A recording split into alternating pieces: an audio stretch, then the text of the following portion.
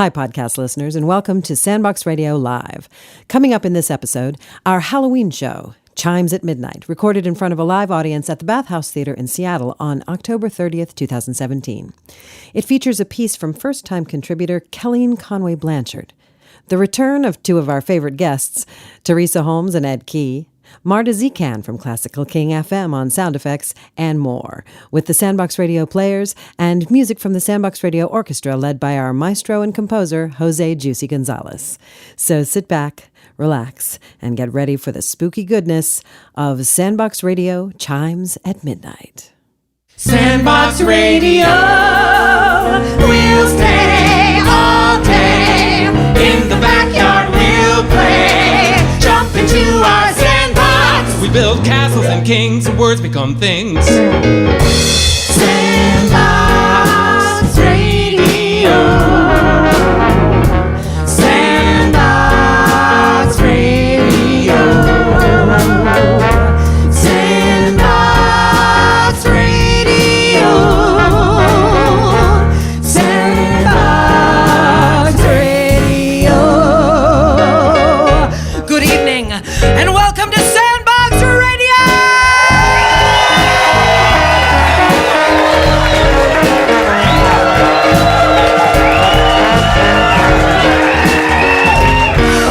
Coming to you live from the Bathhouse Theater at Green Lake in the heart of beautiful Rain City, Seattle.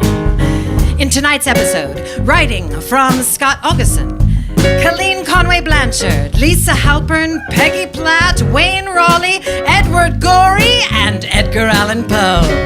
With musical guests, Teresa Holmes and Ed Key!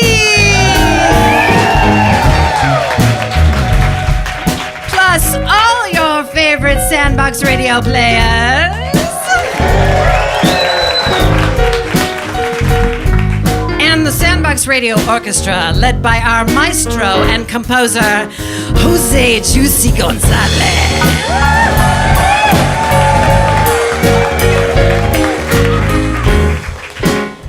So, sit back and relax as we take you into the world of Sandbox Radio Live.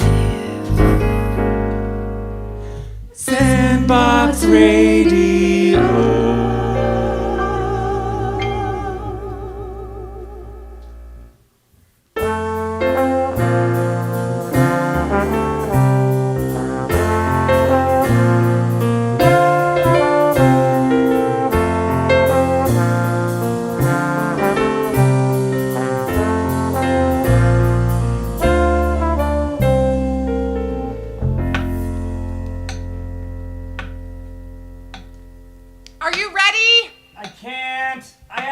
To do. You promised! I'm sorry, but work! You work 24/7! I know. I'll make it up to you someday. It's not about making it up to me. It's about you having a life. You deserve one. Someday could be today. Okay, I'll try. You could try, or you could do. Up to you, babe. Grandfather Clock by Lisa Halpern. Oh, you're right. It's not like there's ever any end to the work. It's not like once I finish this project, there will be a breather. That's what I'm saying. Here. Can't believe this costume still fits. You look dangerous, sexy, Count Dracula. I got all your faves. Snickers and Baby Ruths. But of course. Zip me up. My second favorite job, unzipping being number one. You are very cute. I'm ready. You? Almost. Hurry up, they're gonna be here any minute. I can't get my wig to stay on. Well, that's what bobby pins were invented for. Hold still. Better. Totally. Bobby pins. Such weird little doodads. But they work. You think they were invented by someone named Bobby? No. In fact, the bobby pin was invented by Louis Marcus. That you know this delights me. Is there more, O knower of wee treasures of info? But of course. The dude was a makeup manufacturer after World War I. His little hairpins became super popular just as the bob hairstyle got trendy. He thought about naming it after himself, but decided to name it Bobby, hoping to capitalize on the trendy hairdo. You never cease to amaze me. And capitalism is weird. Tell me something I don't know. What was that? I don't know. It sounded like a clock? Coming! Candy, bowl. How do I look? Awesome. Do it. Good evening! Welcome to the House of Transylvania! We are so happy to eat you! I mean, meet you! Mommy! I'm right here, baby. You guys all look so great. Wow. You can take 2 each. Thank you. Merry Christmas. Say Happy Halloween, sweetie. Happy Halloween. You too, cutie. Oh my God. The little one in the Wonder Woman outfit? Be still my heart. I had a crush on the little Spock. Of course you did, my adorable little Trekkie. Okay, now seriously. What the hell? It sounds like a grandfather clock. I know, right? And I mean, it's not even midnight. Gordy, we don't have a grandfather clock. Oh, right. What kind of clock do we have? No kind of clock. We have iPhones. But that was definitely Yep. in our house. Uh-huh. If this is a Halloween trick, It's not. You know I hate Halloween tricks and April Fool's tricks, and we voted for this president but got that one instead tricks. You know, basically hate tricks. So unless this is you... not me. I don't like him either. And there's something super creepy about that chime. Grandfathers are all sweet and cute and funny. They shuffle their feet and fix the washing machines. That's your grandfather. Not every grandfather. Okay, fine, but still, they could have picked a sweeter, more jovial sound, don't you think? Actually, it kind of sounds like the grandfather clock my grandfather had. That's even weirder. I mean, really, why'd they even have to go and call it a grandfather clock? Well, if you must know. Grandfather clocks are called that for the same reason MC Hammer Pants are called MC Hammer Pants. It's all about pop music. No way. Way. Oh, my God. Okay. Kids. It's just kids. Whew. Coming. Trick or treat. I will tell your fortunes, my little darlings. I see many chocolate delights in your future. 2 each. Daddy, You got this, darling. I don't like chocolate. We have something for everyone. You like starbursts, my little darling? Yes! Have fun. The crystal ball says, be kind to all people, animals, and the planet. And you will grow up to be good person and have good life. Okay. All right. What do you say, you little bastards? Thank you. You're so welcome, little cuties. Okay, spill it. What? You said grandfather clock had something to do with pop music. What's the deal with that? Oh, well, in 1875, an American songwriter named Henry Work checked into a hotel in England. There was a large pendulum clock in the lobby that belonged to the hotel's previous owners, who both died. They say the clock stopped dead to the minute on the day the last surviving owner died. Creepy times 1,000. For real. But Mr. Work thought it was a great story, and he wrote a song about it called My Grandfather's Clock. The lyrics, they were about a clock that was taller than the old man himself and that stopped short, never to go again when the old man died. He sold over 1 million copies in sheet music, and from then on, that style of clock was known as a grandfather clock. I find that really disturbing. Oh my God. Okay, calm. Must stay calm. It's just a clock. An angry ghost clock.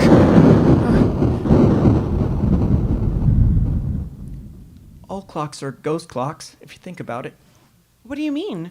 I mean, they've gone the way of the dodo. Think of all those jobs that are going or have gone obsolete. Cobblers, clockmakers? You know, my Grandpa Jack's brother Ralph had a clock shop. Really? Yeah. Grandma Pearl was married to Ralph, and they started the shop in New York in the 40s. And then Ralph died. How long after that did Grandpa Jack marry her? I think it was 6 months later. His wife Clara had died that same year. Kind of scandalous. No, it was beautiful. It made perfect sense. The four of them were best friends and had spent their lives together. I was so lucky that Grandpa Jack and Pearl had each other. They could grieve together because they both loved Ralph and Clara. And then they really fell in love with each other. They were married for 25 years themselves. Amazing. Time is weird. Time is a construct. Time to give out candy. Trick or treat! Oh, what have we here? Some delicious children? My favorite! You're doing great, Jojo. Enjoy the candy, little dumpling. Stay warm! Okay, so, I know this might sound weird, but do you think it's possible that the clock is trying to tell us something? Oh, okay. You're totally onto something. That was only one chime. So what could it be trying to tell us? That ghosts are real? Nope. Okay, maybe it's got something to do with time itself. Have I mentioned how much I love you? Okay, time. What about it? We already know time is weird. That's not news. And time flies, but not until you're old enough to notice that. You know, Grandpa Jack came to visit every year. He was really awesome. And at some point during every visit, he'd say this one thing to me. Just like the time flies thing, it took me a long time to get it. What did he say? He'd say, "My love, remember one thing. There's no time like the present." Your grandfather was a wise man. Hey, thanks for getting my head out of my ass and bringing me into the present. I like it here with you. Hey, you hear that? What? Exactly. Good night, Grandpa. Love you.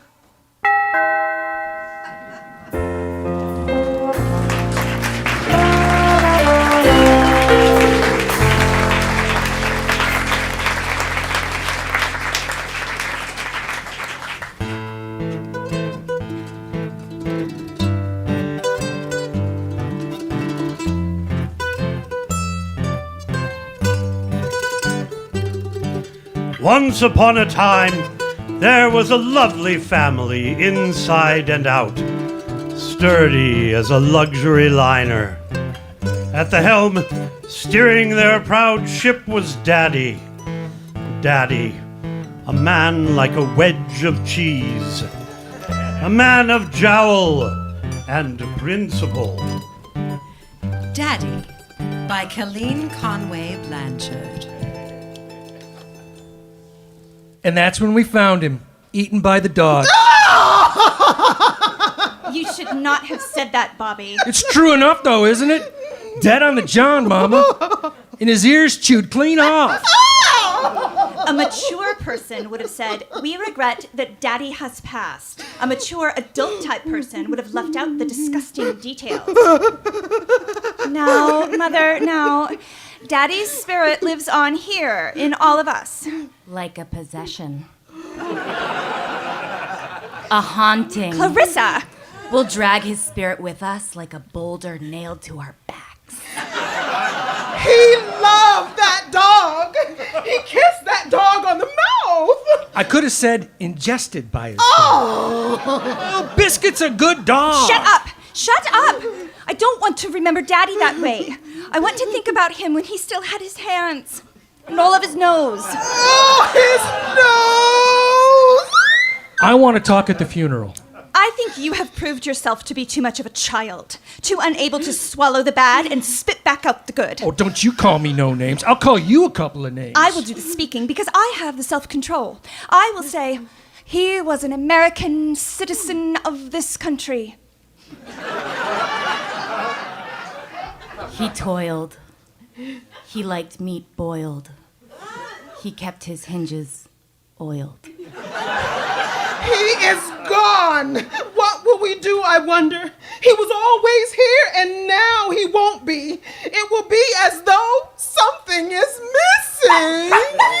Shut that dog up, for Christ's sake. Oh, Biscuit just wants to say howdy. He's lonely as hell. He was holed up in that bathroom for 4 days until we found him. He's got some shit to get off his chest. I'm gonna put that dog down. You try it, I'll stab you in the stomach.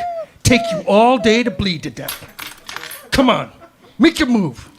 Mother, he's gonna kill me. He's got a weapon. Children, gather. Put down your knife, honey. Your father knew this day would come. He knew that life was a finite gift, but that the love in families is eternal. So he prepared for this day. Here is something he wanted you each to have. Pens. Cross pens. I'm giving mine to my doll, Beatrice. Beatrice likes it. I'm not wasting mine sticking it down the neck of a stupid headless doll. Beatrice is only nearly headless. Here, Biscuit. Want to play fetch? Here you go, buddy. I love my pen. Bobby, Daddy never felt you measured up, you know. That's He ass. didn't. Well, he gave me the stupid pen, didn't he? That proves something. Watch your mouth. Have some respect for the dead. Some of us loved him, right, Clarissa? And in the dark, the monsters crawl. What? I'm talking to Beatrice. They crawl like water. They eat nothing but fingers while you sleep. They slide into your blankets. You don't hear them coming. They're silent. And when you wake up, the window's open. You look down, and your hands are bloody paws. You have to get hooks for your hands, and a patch, and a parrot. The monsters, they turn you into a pirate, send you to the sea. Yarr! To the gallows! Hey. How come you always have that doll anyway? Where's its head? It's not an it. It's a she. Her name is Beatrice. She has feelings. Where's her head? That's how she came. She doesn't need it. How does she eat? She sucks it in through her neck. Oh, show me. It's private. Clarissa, you are a grown person. You're too old to have a doll. Just because you don't think she's alive doesn't mean she isn't alive. She lives at night. Just leave her alone, Genevieve. Don't talk to me, criminal. You all make me sick. I feel sick. I'm getting a giant hive. All of you are giving me a hive. You smell like spit. Mother! I think we should have a moment of silence for Daddy. For Daddy. And in that moment, everybody remembered Daddy. Bobby remembered Daddy. You can't mix that shit, man. I'm telling you. Oh, this bong can purify. It's the bong of the gods. Baptize me. Suck it, man. You have to really hold it. Oh, I feel like puking. I'm gonna puke big. I told you not to mix in all that paint thinner, man. You gotta do that shit after. Shut up. Do you hear something? It's my freaking father. Do I look stoned? Do I look stoned? Oh, look at me. Crap, I look stoned. I look totally stoned. Look at my head, man! My head is huge! It's huge! You'll know! You'll totally know, Jesus Christ! Just send me to that military academy! Right on. Okay, now do I look stoned? Look at me. I look okay, right? If I turn sideways, I look fine. Hey, Dad. Genevieve remembered Daddy. I hurt myself in gym class on the tetherball net. I think there's a dent in my eye. So the nurse said I could come home because I'm allergic to the smell of the tumbling mats. They make my ear bleed. And then I could have those fits again. And you said, Daddy, you said if I have the fits again, you're going to take me out of school because that's not good for people to be seeing. My fits are private. Right? Right? Do you want to see where I got bit by this boy during study hall? I had to have a shot for that. Daddy? Do you want me to get you a martini? Dry with 3 olives? Daddy? Mother remembered Daddy. At night, he was so quick, like a jackrabbit. I think it's nice he gets it done. He doesn't muck around with a lot of that wet stuff like in those silly movies. He's efficient. Sometimes I don't even notice. I go right on eating chocolates or reading my home journal. And boom, he's all done, zipped up and asleep. He makes these noises like a kitten while he sleeps. It hurts my ears. So a lot of times while he's sleeping, I'll pinch him hard under the armpit. Pinch and twitch. And he'll stop making those noises. We've been married for 37 years. I always said I'd marry a man named Harold, and I just went right ahead and did.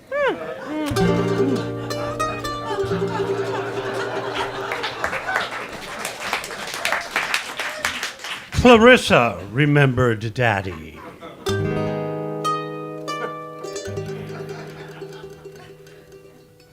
Daddy eats too much, Clarissa. I know he does, Beatrice. What if he eats everything and there's nothing left for us? I don't like that, Daddy. I don't either. I wish we could get a new Daddy. A smaller Daddy who would not get mashed potatoes in his mustache. A Daddy that did not unbuckle his pants after dinner. Find a Daddy that would buy us all of the hamsters we need. But Beatrice, the hamsters never last. Hamsters and snakes can be mated. I think they can. I wonder, how could we get a new Daddy? Well, we'd have to get rid of the old one first. We would. Wouldn't we? Daddy? Are you in there? I made you a cupcake. You should eat it real fast.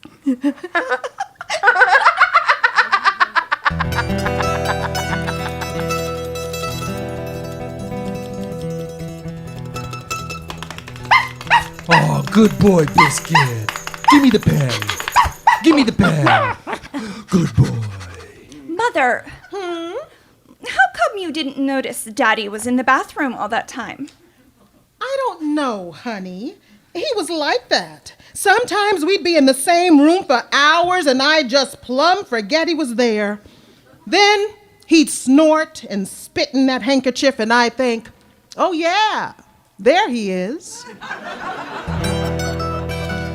Once upon a time, there was a lovely family, inside and out, sturdy as a luxury liner. At the helm, steering their proud ship, was Daddy. Daddy, a man like a wedge of cheese, a man of jowl and principle.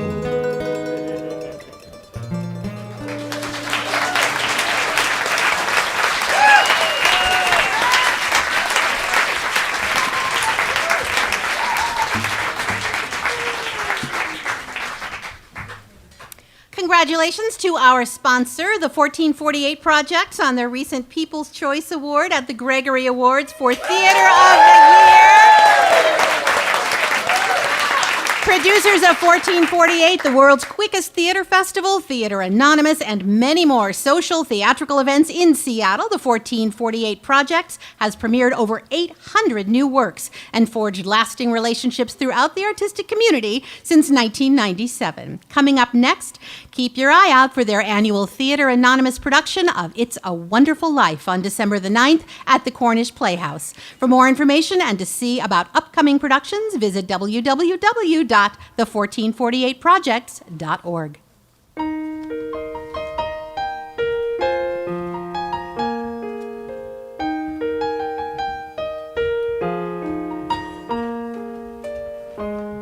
In the year 1644, the Dutch philosopher and cheesemonger Josephus van Kloetzak wrote, "You can tell the health of a city by how fat and happy her rats are." When you can hear the rats laughing loudly at midnight and midday, all is well. Welcome to Sandbox Radio's Vermin Notes, where we check in with the critters that share your world. In Seattle, you are never farther than 3 feet from a rat. There is probably one in your purse right now. A rat's favorite foods are whole grains, Cool Ranch flavored Doritos, and human infants. But given a choice, a rat will always choose cocaine over food. This is the sound of a happy rat. This is the sound of an angry rat. Rats are born pregnant and often give birth in the nests of birds. A mother bird can't tell the difference between her own eggs and a baby rat. Or maybe she can and she just doesn't care. Rats are actually the juvenile or larval stage of the raccoon. Rats have a venom-filled stinger on the end of their whip-like tails. Rats love to hide in wigs. A rat isn't picky, whether Orthodox Jewish woman or drag queen. Rats were a delicacy during the Regency period. Delicious. You've been listening to Vermin Notes. Thanks for joining us. And rats away.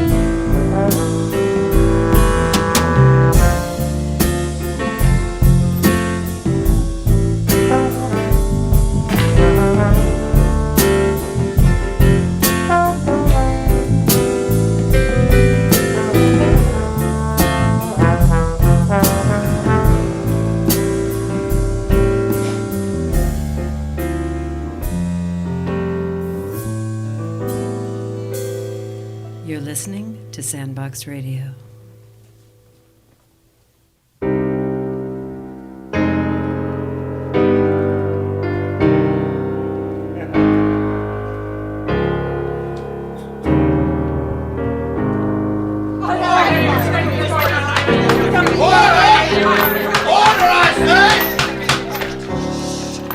It is the sentence of this court that you be taken from here to a place of execution, and there hanged by the neck until you are dead.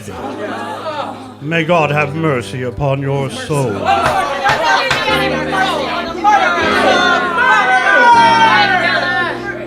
For the wild narrative I am about to relate, I neither expect nor solicit belief. Hereafter, perhaps, some intellect may be found which will reduce my phantasm to the commonplace. Some intellect more calm, more logical, and far less excitable than my own. But today I would unburden my soul, for tomorrow I die.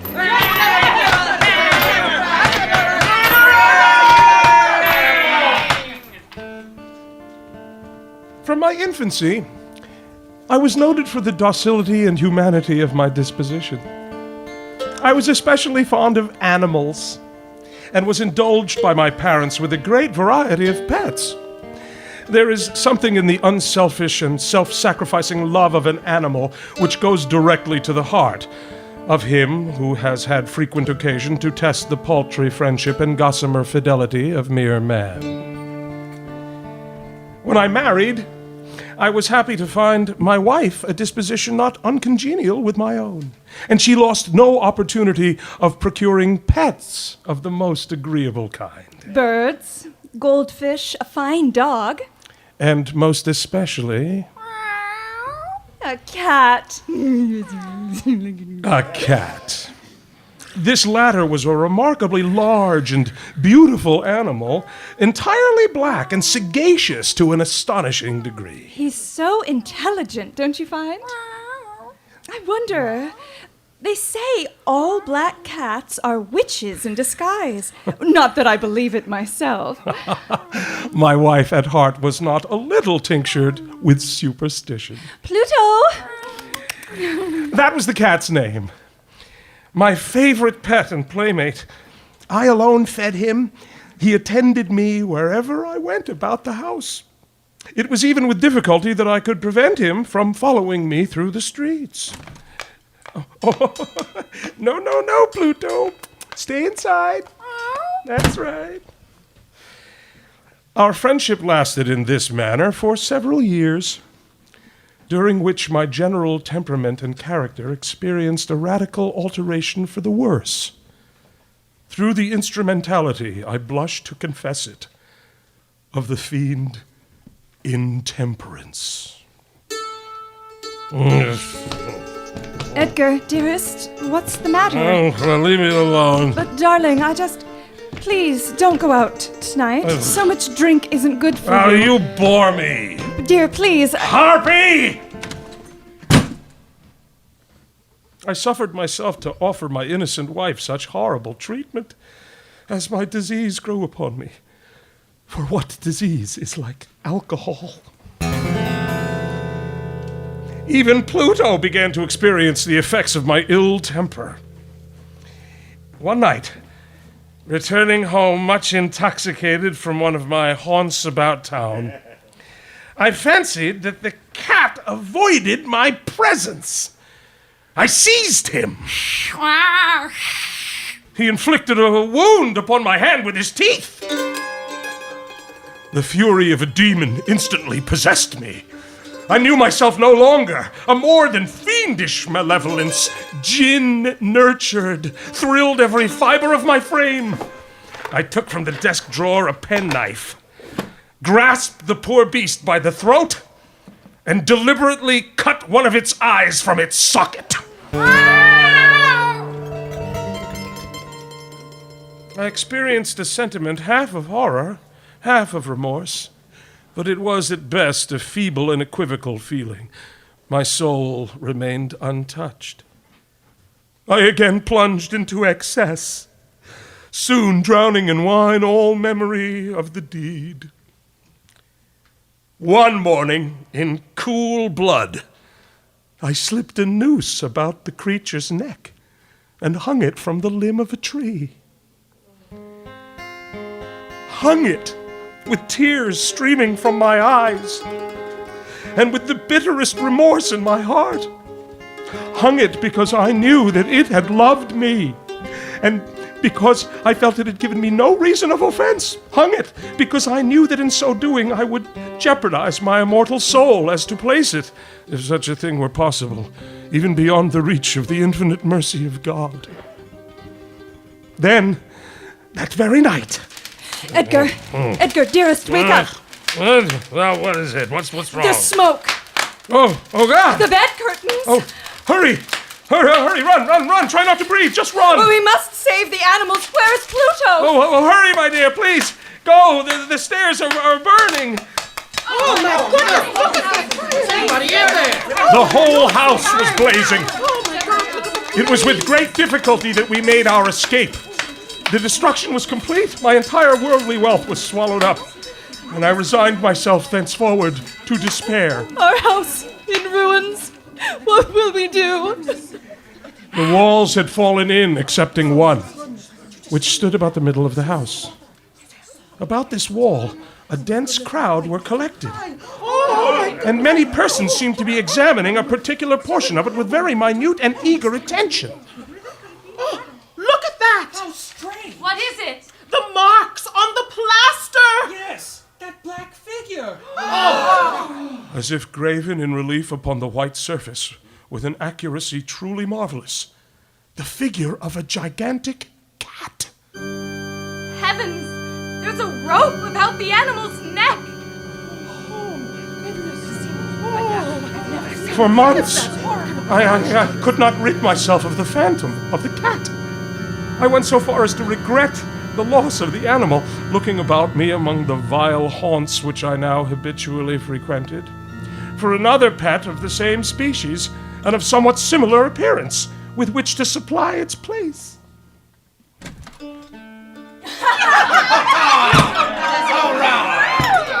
One night, as I sat half stupefied in a den of more than infamy, my attention was suddenly drawn to some black object reposing atop one of the immense hogsheads of gin. Well, hello! Where did you come from? It was black, very large, fully as large as Pluto, and closely resembling him in every respect. Upon my touching him, he immediately arose, purred loudly, and rubbed against my hand. As the denizens of the bar made no claim to it, and it seemed disposed to accompany me, I permitted it to do so, occasionally stooping and patting it as I proceeded home. Oh, Eddie, how wonderful of you. Thank you. Doesn't he remind you of dear old Pluto? For indeed, like Pluto, it also had been deprived of one of its eyes. This circumstance endeared it to my wife. Poor thing. How sad. Oh, yeah. But its affliction and its evident fondness for myself rather disgusted and annoyed me. Soon I came to look upon it with unutterable loathing, and to flee silently from its odious presence. But with my aversion, the creature's partiality for myself seemed to increase. It followed my footsteps, crouched beneath my chair, or covered me with its loathsome caresses. If I arose to walk, it would get between my feet and thus near me throw me down, or fastening its long and sharp claws in my clothes, clamber up in this manner to my breast. I longed to destroy it. Edgar, what is the matter? Oh, nothing, dear. Nothing. The feeble remnant of the good within me succumbed. Evil thoughts became my sole intimates. Hatred of all things and all mankind. I now blindly abandoned myself to sudden, frequent, and ungovernable outbursts of fury. Edgar? What do you want? Forgive me, I can see that you're unwell. Oh, for God's sake, what is it? Might you help me bring the coal up from the cellar? Oh, that's very well. Then will you leave me be? Of course. As we descended into the cellar of the old building which our poverty compelled us to inhabit, the cat followed, nearly throwing me headlong. Damn it! This will fix you! Edgar, for God's sake, put down the axe! I'm going to rid myself of this monster once and for all. Spare the poor beast, it means you no harm. Loose my arm, woman! Please don't! Let me go, damn you!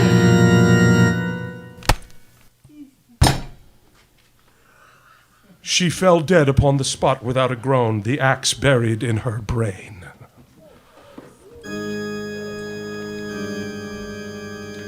I set myself forthwith and with entire deliberation to the task of concealing the body. I knew that I could not remove it from the house, either by day or by night, without the risk of being observed by the neighbors. Many projects entered my mind. Cutting the corpse into minute fragments and destroying them by fire. Packing it in a box as if merchandise, with the usual arrangements, and so getting a porter to take it from the house. Finally, I hit upon it. Wall it up in the cellar, as the monks of the Middle Ages are recorded to have done to their victims. With a crowbar, I dislodged the bricks and deposited the body against the inner wall, carefully plastering over the new brickwork so it could not be distinguished from the old. Now, to rid myself of the beast which has caused so much wretchedness. Here, kitty. Here, kitty, kitty, kitty. Pluto, Pluto. But he was gone.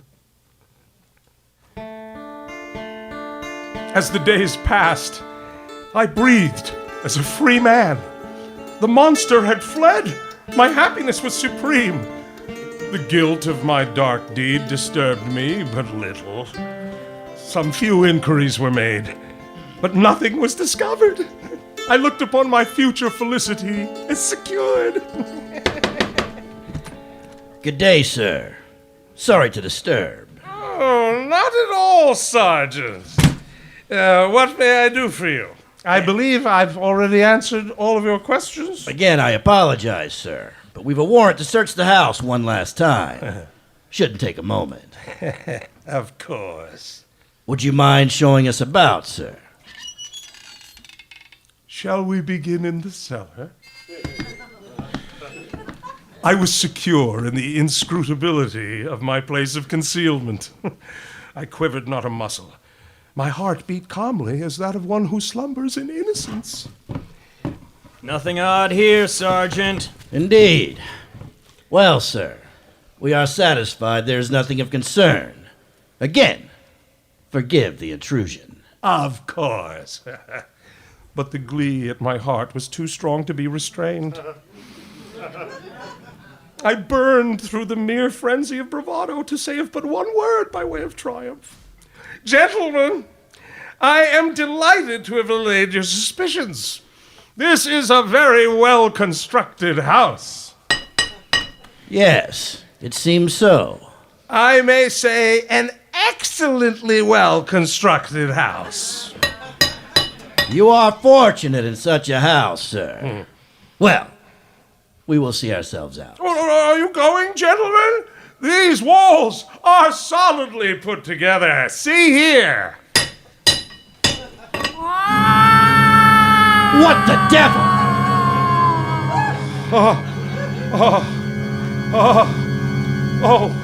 Oh, heaven protect me.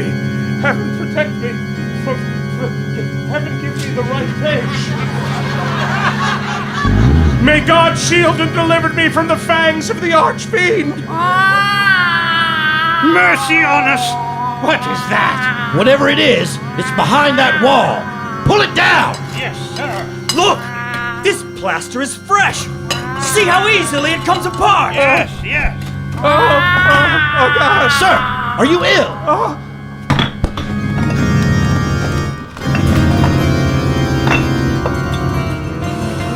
God defend us.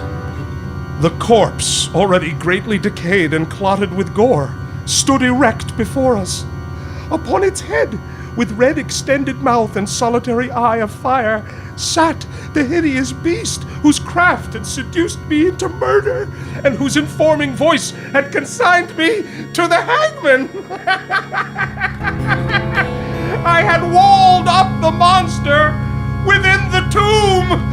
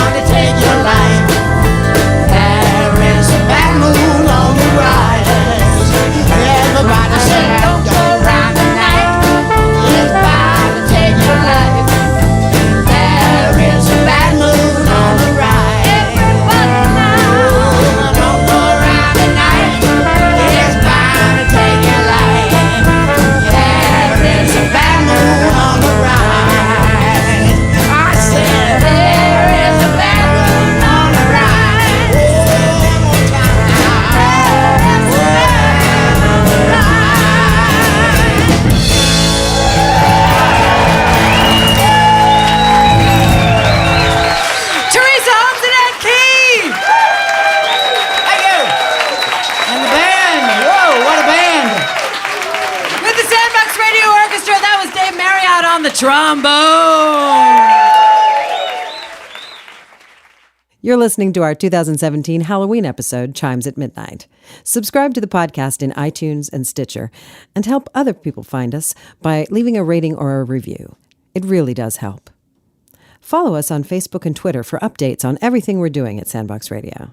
And don't miss our final live show of the year, Sandbox Radio Snowflakes, recording live on December 29th at ACT Theater in Seattle.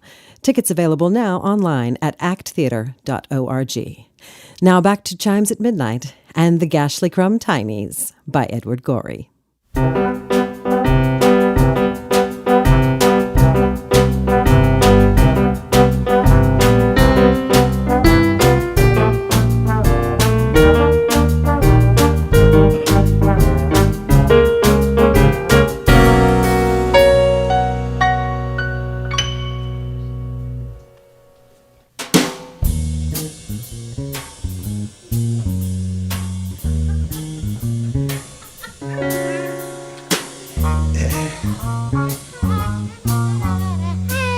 Hi, little girl.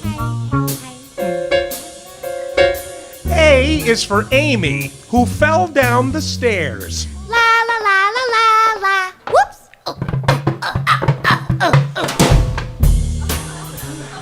B is for Basil, assaulted by bears. Ooh, what's in here? Hello? Hello? C is for Clara, who wasted away.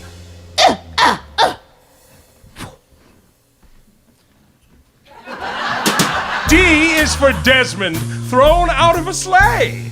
Yeah! Whee! Whoa! E is for Ernest, who choked on a peach. F is for Fanny, sucked dry by a leech. G is for George, smothered under a rug. H is for Hector, done in by a thug. Hey, kid.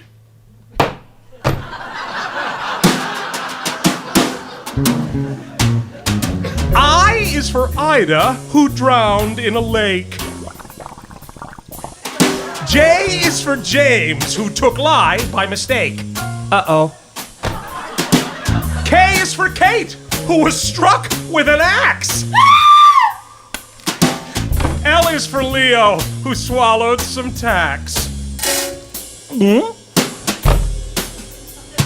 M is for Maud, who was swept out to sea.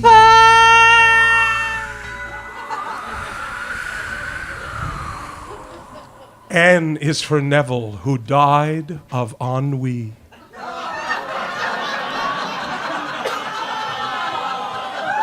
Meh.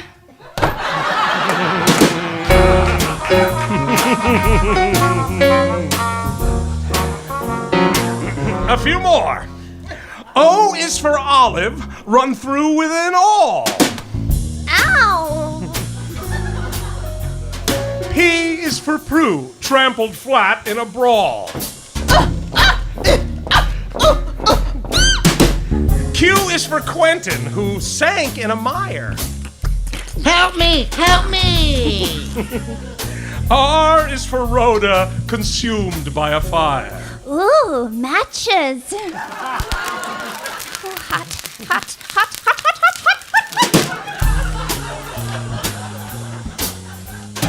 S is for Susan, who perished of fits.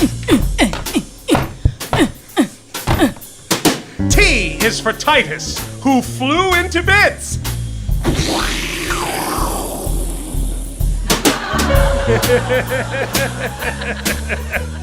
U is for Una, who slipped down a drain. V is for Victor, squashed under a train. Will somebody untie me? Will somebody untie me, please? Please? Never mind.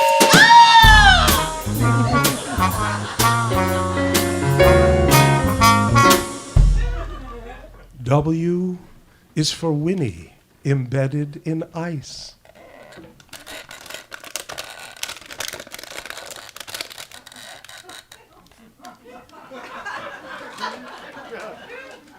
X is for Xerxes, devoured by mice.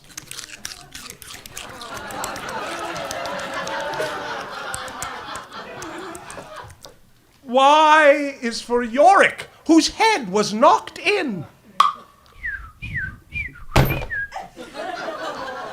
And lastly, Z is for Zilla, who drank too much gin.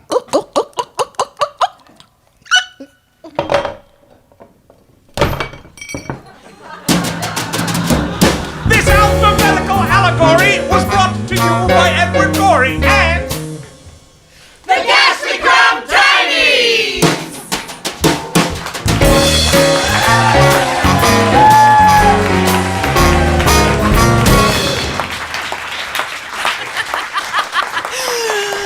Let's give another hand for our sound effects team on that one.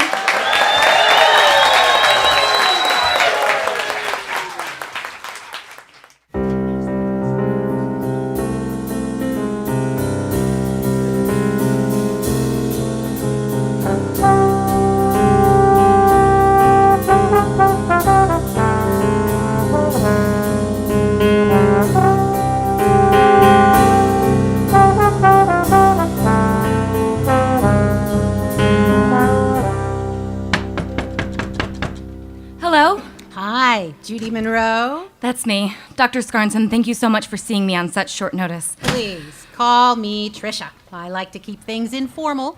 Okay. So, Judy, sit, get comfortable, take a breath, relax, and tell me why you are here. Well, Dr. Trisha. Just Trisha. Trisha, I hope this doesn't sound silly. If it's bothering you, it's not silly. Lately, I've felt so lost and anxious, disconnected.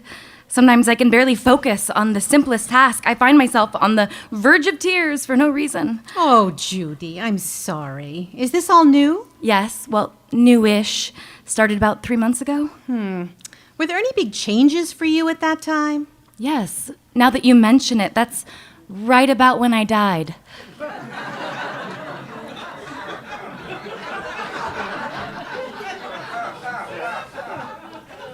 Mythical Kingdoms and Long-Lost Dogs by Scott Augustson.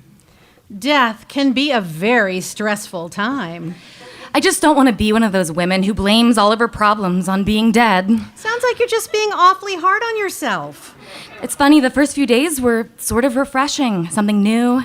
And then I'm walking down the street and I hear,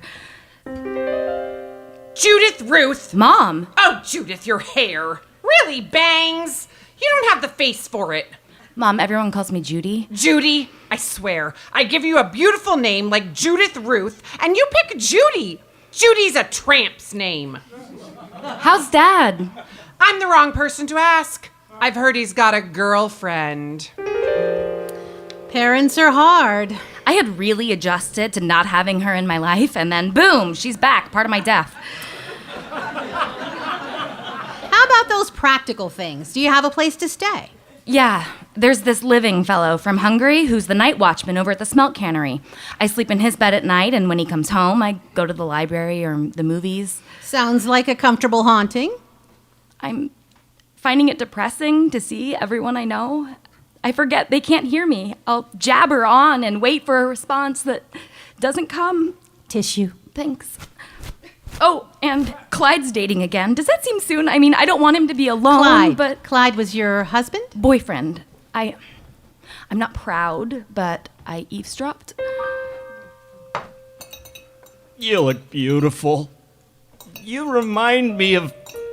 Oh, I'm sorry. I promised myself I'd keep everything light.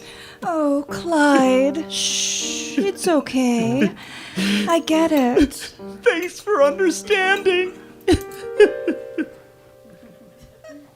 Clyde is using my death to get laid. That is so Clyde. So, Judy, what's really troubling you? This is going to sound trivial, but I had always thought I would retire in Boca Raton. I never got to go. Why not go now? It's not a rule that you have to stick around. Judy, there are no rules. Nobody's keeping track. Nobody's in charge. You want to go to Florida? Go to Florida. I can just hop on an airplane? Actually, security is pretty tight on airplanes. They're really strict about the dead. Maybe try a Greyhound bus. I think I will. I have nothing to lose, literally. Not a damn thing. The bus to Boca Raton is now boarding Bay 23. Bay 23, 2 points south. This is exciting. Excuse me, is this seat taken? No, please sit. Thank you. I know there are other seats on the bus, but I much prefer the company of the dead than the living. I have a confession. I am still learning to tell the difference. I get mixed up. Well, how long have you been dead? 3 months. Oh, that's so recent. I'm Maxine. Judy. I haven't taken a breath since Roosevelt was president. Before you ask, Franklin, not Teddy. I'm not that dead. I have so much to learn. Just go about your business. That's what it all boils down to. The living, the dead, people, animals, subatomic particles, everyone and everything going about their business. I'm going to Boca Raton. Of all the places in the world, why Boca Raton? Boca is like Fresno or Reno or Burien. When I was young, my brother and I had a babysitter named Karen. She did my astrology chart. Ooh, so you have a lot of air. See, your sun is in Libra, but also your Mars and Venus are in Aquarius, and your moon is in Gemini. You'd think your destiny is in the clouds, but look, Mercury, sneaky Mercury, is in Pisces. Hidden water. What does that mean? Have you heard about the lost kingdom of Atlantis? No, I haven't. Look, before I tell you, you have to know that I am pretty sure that you were a princess of Atlantis in another life. A princess of Atlantis? Yeah, it's horseshit. And Karen was probably a stoner. Probably. But Karen told me that the last remaining portal to Atlantis was in Florida, Boca Raton, which means the gateway of mermaids.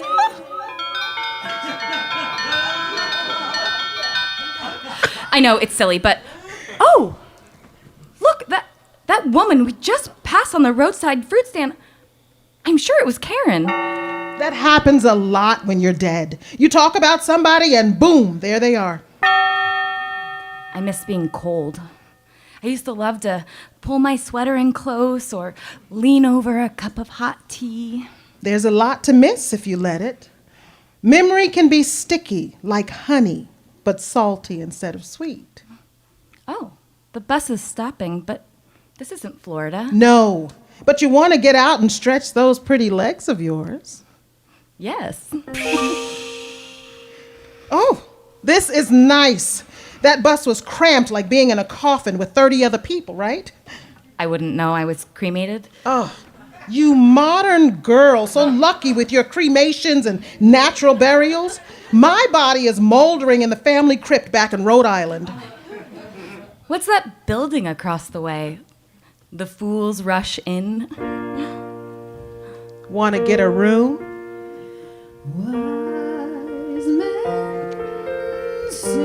Does that mean the same thing when you're dead as it does when you're alive?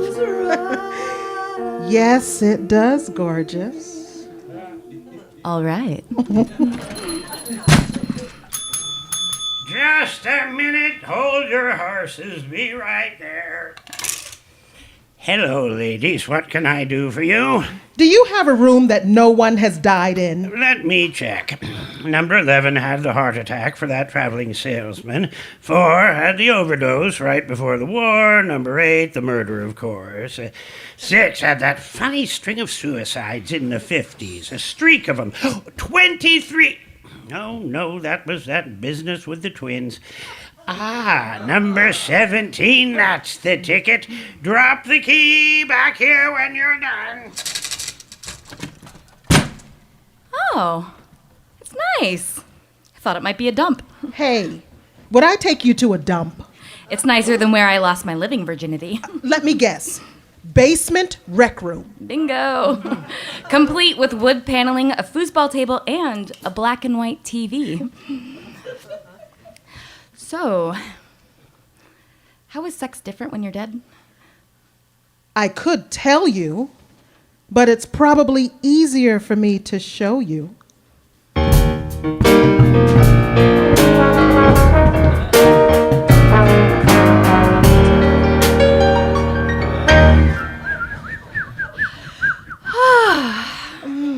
Morning, Maxine. Hey, morning, Sunbeam. That was a wild night. Not what I expected. There are perks to this shadowy existence. Oh, Judy, look at you. What? Go look in the mirror. Oh, I'm glowing. Sort of blue. Is that normal? No, and oh, that's impossible. What's impossible? 110% impossible. What? Judy, you're pregnant. No. I have gone through menopause. Looks like you went through and out the other side. Plus, I'm dead. Plus, we're both women. All of that adds up to... A baby? It can't. All roads lead to a bun in the oven.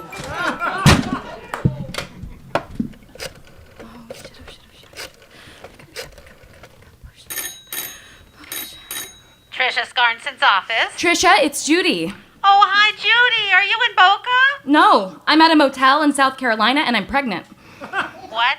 I met some smooth-talking dead lady on the bus and now I'm pregnant. Did you use protection? I didn't know dead people got pregnant. Well, they don't, usually. So maybe I'm not really pregnant? No, you sound pregnant. What do I do? Well, I can't tell you what to do with your death, but you were in the middle of a trip to Boca Raton. Why not keep going? Yeah, that's what I'll do. Send a postcard.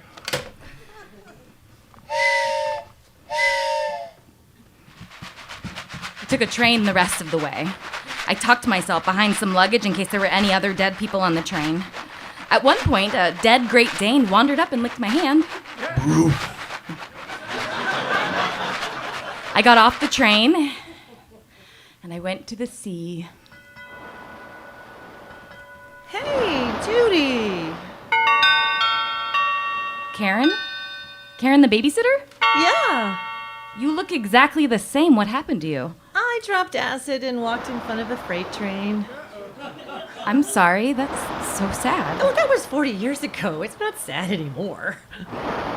There's something that puzzles me. There has to be more dead people than living, but it seems like we should see more of them. They should be everywhere, but it seems sparse. I hadn't thought about that. So many weird things about being dead. Why can we smell things but not taste them? And how did you get pregnant? Is it possible that people only stay around for a little while after death and then go someplace new? I dated a Roman gladiator for a while. And I'm pen pals with a lady who made Ming vases. She now runs a shelter for pets who are waiting for their humans to die.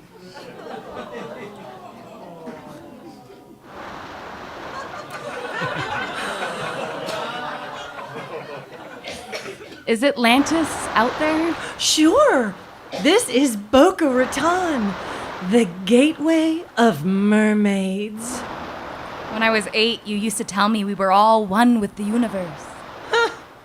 Yeah, I did say that, didn't I? But I was wrong. Kind of the opposite. Even the universe isn't one with the universe. Go figure. Karen? Where did she go? Bruce. Huh? Oh, you're that dead dog from the train. Bruce. My grandmother had a Great Dane. Sarge? Bruce. Hey, boy! Bruce. Death. Not what you expect. I was never a princess. Atlantis was a lie. Heaven was a lie. Reincarnation was a lie. Oblivion was a lie. The last thing I expected was to spend the afterlife as a single mother in Florida.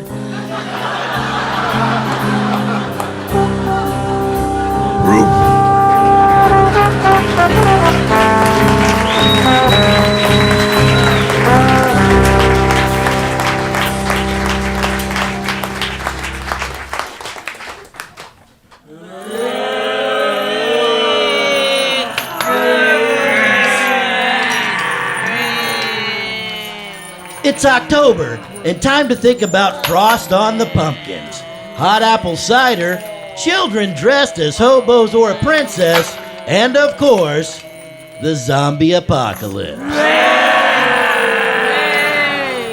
Much of the time we leave ourselves unprepared. Too much candy corn, not enough Snickers. Forgetting to add antifreeze to the family car, or the simple precaution of keeping a baseball bat or tire iron by the front door for brain whacking. We only need to look to films and TV to see the zombie population is on the rise. Did you see how I did that? Rise. We know now, despite the massive government cover-up, the causes of zombies are a rampant misuse of chemical preservatives, overprescribed drugs and pesticides, a food source tainted by steroids, antibiotics, and more pesticides. And the election of Donald J. Trump. Some may be asking, why the zombie spike in the fall? It's the elections and the politician zombies they breed. Zombies, fueled by a need for power, greed, and the compulsion to hear themselves talk. Since 45 became president, the U.S. is thick with this political blight on humanity, and we must be vigilant. When giving candy, be prepared with plenty of the good stuff and a chainsaw at the ready. My, don't you all look scary? Build the wall. Oh my! Make America great again. Whoa, ho, ho. Now that one does look scary. We better head off that zombie horde with plenty of head removal tools at the ready, stashed discreetly like this prepared mom. Here you go.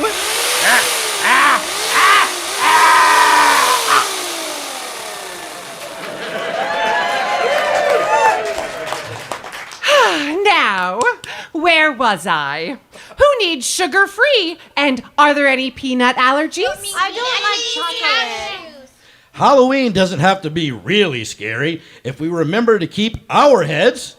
This has not been a public service message announcement by ZombieGeekWatch.org or the League of Women Voters.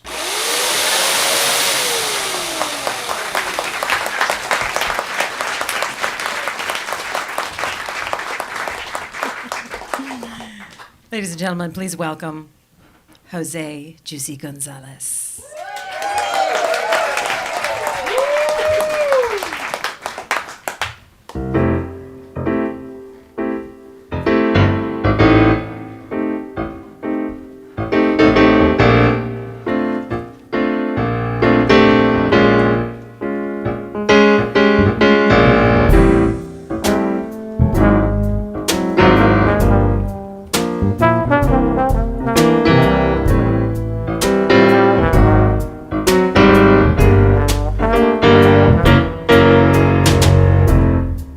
Show the world how to smile.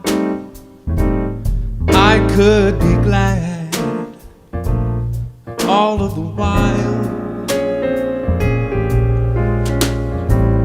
I could change the gray skies to blue if I had you.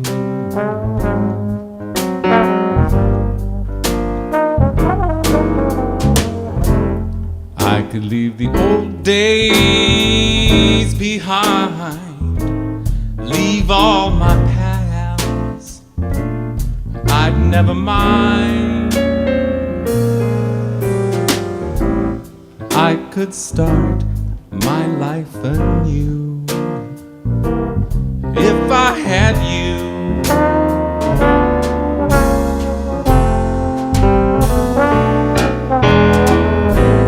I could climb a snow-capped mountain,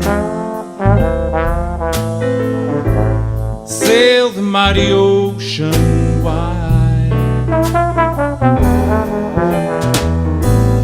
I could cross the burning desert if I had you by my side. I could be a king deer uncrowned, a humble or poor, rich or renowned. There is nothing I couldn't do if I had you.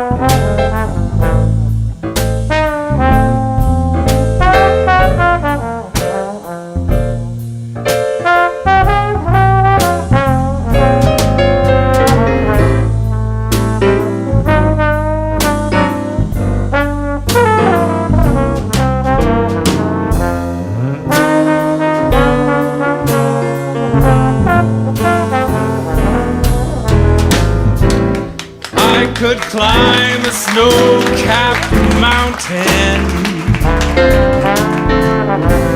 Sail the mighty ocean wide.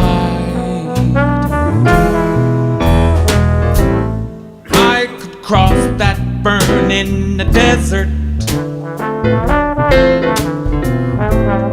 if I had you by my side. I could be a king deer uncrowned, humble or poor, rich or renowned. There is nothing I couldn't do if I had you.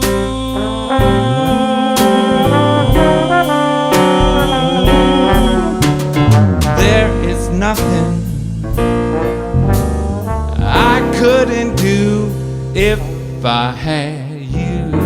If I only had you by my side.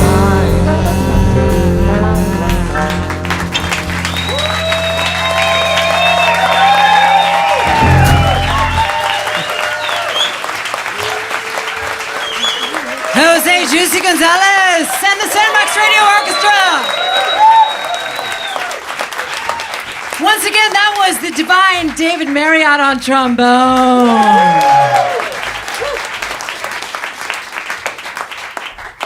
In other news, Sandbox Radio has big plans to ring in the new year at Act Theater in Seattle with a brand new show, Snowflakes, featuring guest Sarah Rudinoff on December 29th, but we won't make it into the new year without you. Make a tax-deductible donation at sandboxradio.org, or even better, become a sustaining donor of Sandbox Radio by signing up to make a monthly contribution through Patreon. You can be a patron of Sandbox Radio for as little as $5 a month. Let me tell you, every dollar makes a difference. Patrons receive exclusive access to content, special discounts on tickets, and more. Just go to patreon.com/sandboxradio. That's Patreon, spelled Patreon. Become a patron today. Every penny, every dollar, every $1,000 check goes to creating upcoming shows, and thank you for the life support.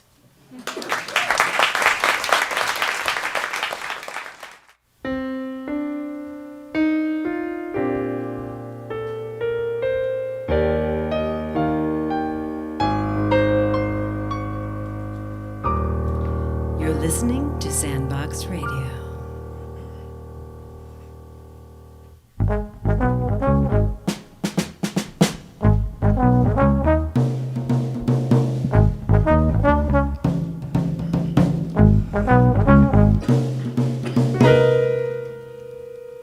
Okay, so everyone here are the ones who have not been murdered. That's right, Kenny. There's no one else, Kenny. We are it, man. Camp Lake, Sunny Lake by Wayne Raleigh. Okay, we're sure about this. We're sure there aren't any other non-murdered counselors currently in camp. I'm sorry. Have you not been paying attention, man? Don't get mad at Kenny, Reefer. Yeah, Reefer, don't get mad at Kenny. Thank you, Debbie. Thank you, Jenny. You're supposed to be head counselor. Have you not noticed the fairly intense bloodbath that's been taking place out there this evening? Maybe I should do another round robin. You don't need to do another round robin, man. There isn't anybody left, okay? Well, what about Swipowitz? Him and Nancy Dalmucci were snorting cocaine naked in bunk C, and they got sawed in half. With a chainsaw. Why naked? We have a chainsaw. There was one in the shed. How about Lusty Lucy? Ice hook through the face while touching herself in the shower. Nimrod? Hacked up with a machete after watching Lusty Lucy get an ice hook to the face through a peephole he drilled in the shower. A machete? What possible purpose would a machete have at a summer camp?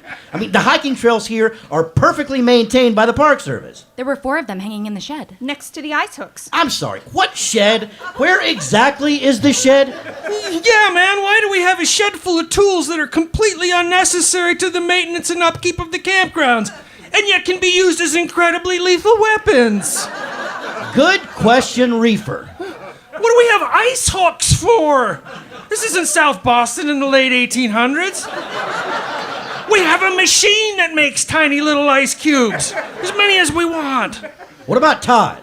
Todd? Who's Todd? You know, Todd. Walked around most of the time without a shirt on for some unexplained reason.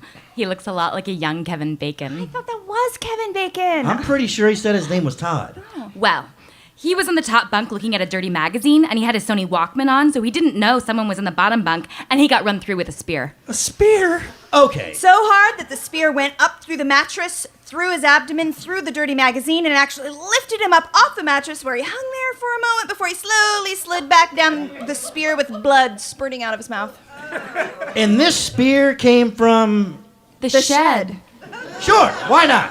Gotta keep the spear somewhere. Might as well keep him in the shed. I'm scared, Kenny. What are we gonna do, Kenny? Hold on a second, girls. We just need to reason this out. The hell we do? We need to get out of here. Hear me out, Reefer. Now, it would appear that someone is systematically, violently murdering all of the teenage camp counselors at Camp Lake Sunny Lake. Oh my God, no shit.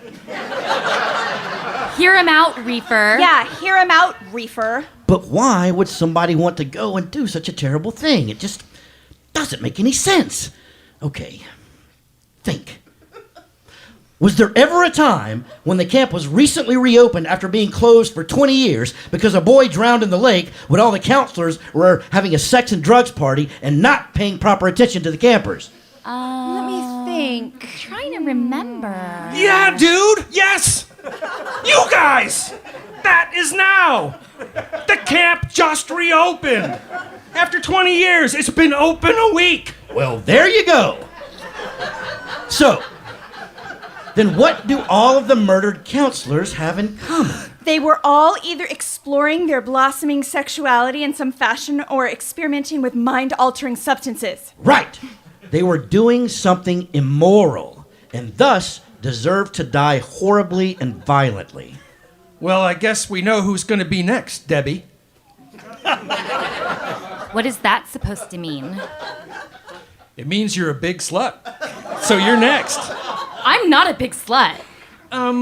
Everyone who's been balls deep in Debbie's blossoming sexuality, please chime in. Me! Me? Me! I'm not the biggest slut. The biggest slut is dead, Debbie. You're the next biggest slut, Debbie. Jenny. I'm sorry, Debbie. You're the next biggest slut. Well, Reefer's a bake. Weed is not immoral. It's a plant. You're a druggie. Plus, you're a whiner, which we haven't talked about, but which also means you are definitely going to be next. Yeah, whiners always get it, and everyone is kind of relieved. You're both sluts. So I've got plenty of time to light this J before anything happens to me. I wouldn't smoke drugs right now. Bite me. I'm not a slut. I'm bookish. I wear glasses and read books. I'm smart because I read books and wear glasses. It's probably going to be me that goes head to head with this demonic monstrosity. Right. She's right. And maybe me too. Probably just me. You never know is all I'm saying. Look, why don't we just leave? Leave? Leave camp? Yes! Leave freaking camp! Be serious. How do we leave camp? The car! We have a car! It's in the parking lot! It's raining. Who gives a shit if it's raining? Yeah, it's raining. It's really stormy, Reaper. It's raining really hard. I think we should stay together. Yeah? Well, screw you, and you. I'm out!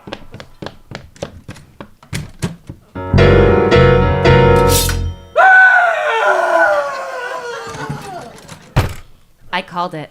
All right, here's a question. I'm not sure if it's relevant, but how on earth did a guy named Reefer ever get hired to be a children's camp counselor?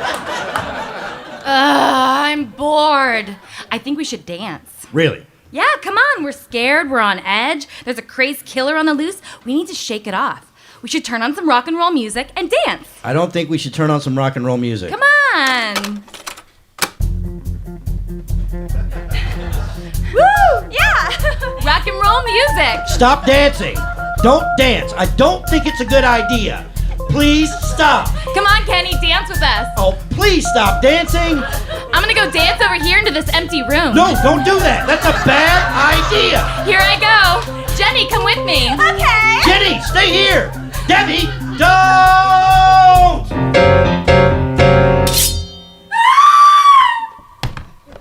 Oh my God, Debbie? Don't. Just stop. Just stop dancing. Don't dance. Just everybody stop dancing. Just let's all hold perfectly still. No dancing. No moving. You saved my life. No talking. No talking, please. Do you want to make out? What?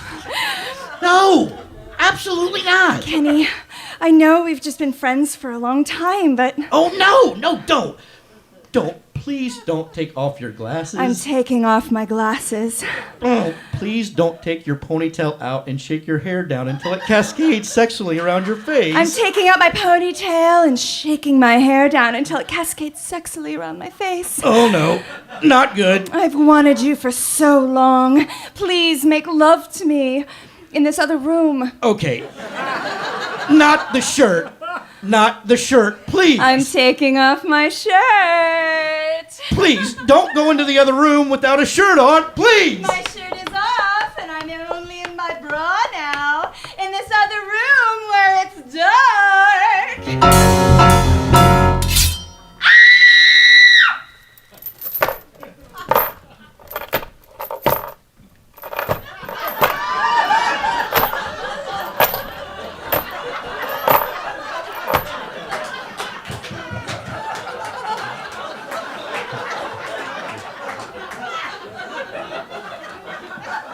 Hi. I'm Joshua. Hi, Joshua. Nice mask. Thanks.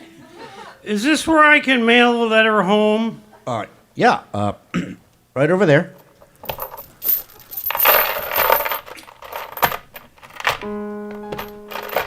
I love camp. Where did you get that thing? You can check them out of the shed. Right. Is this about that sex and drugs party they had like 20 years ago while you were out and drowning in the lake? Yeah. Man, I wish I could take that whole thing back. Yeah. What are you thinking? Right now? Yeah. I can't help myself. I know. I'm thinking about Jenny without her shirt on. Yep.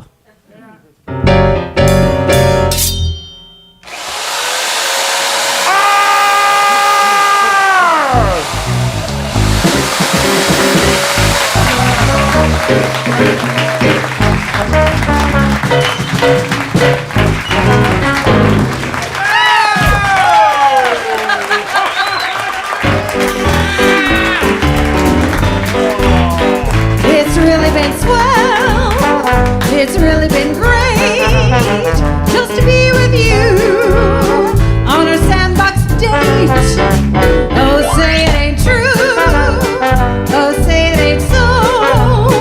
That the show is done and it's time to go.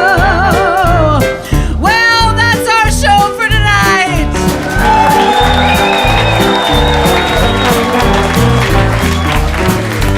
In tonight's episode, the Sandbox Radio players were Eric Ray Anderson, Megan Ayers, Rebecca Olson, Tracy Hughes, Ashley Bagwell, Jason Moore, Lisa Holland, Heather Hawkins, Richard Simon. and I'm your host for Sandbox Radio, Leslie Law. And please give it up for Teresa Holmes and Ed Key.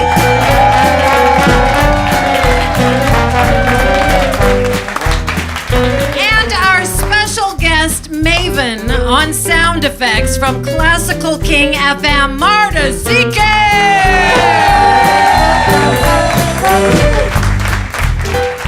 Tonight, the Sandbox Radio Orchestra was Dan Tierney on drums, Dave Pascal on the bass, Dave Marriott on trombone, and on the keys, our maestro and composer, Jose Juicy Gonzalez.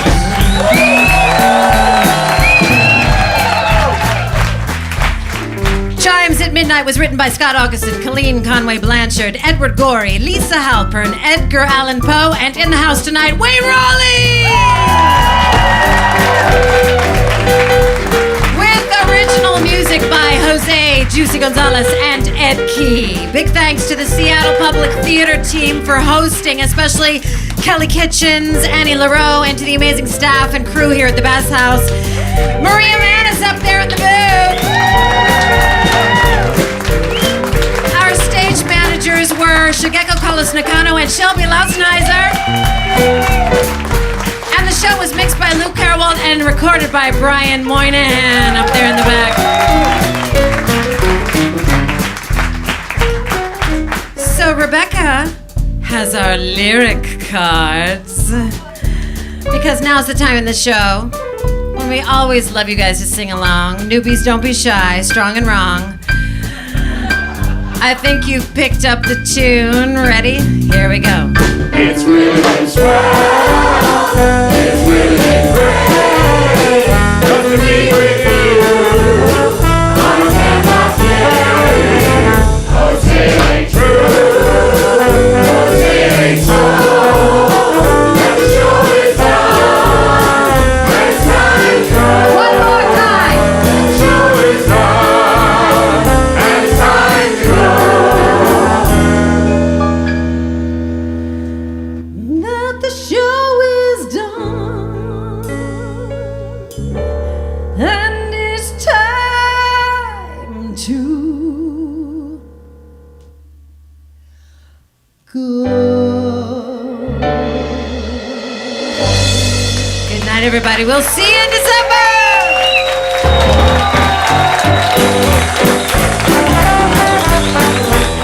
This episode was recorded in front of a live audience at the Bathhouse Theater in Seattle on October 30th, 2017. The episode was written by Scott Augustin, Colleen Conway Blanchard, Edward Gorey, Lisa Halpern, and Wayne Raleigh. Edgar Allan Poe's short story, The Black Cat, was adapted for the show by yours truly. The show was sound engineered by Luke Carwald, recorded by Brian Moynihan, and this podcast was mixed by Dave Pascal. Our stage managers were Shigeko Kolos-Nakano, Shelby Lausenheiser, and Lizzie Burton, with technical direction by Maria Manis from Seattle Public Theater. I'm Leslie Law, and on behalf of my co-producer Richard Ziman and all of us here at Sandbox Radio, happy holidays, and see you at ACT Theater on December 29th. Thanks for listening.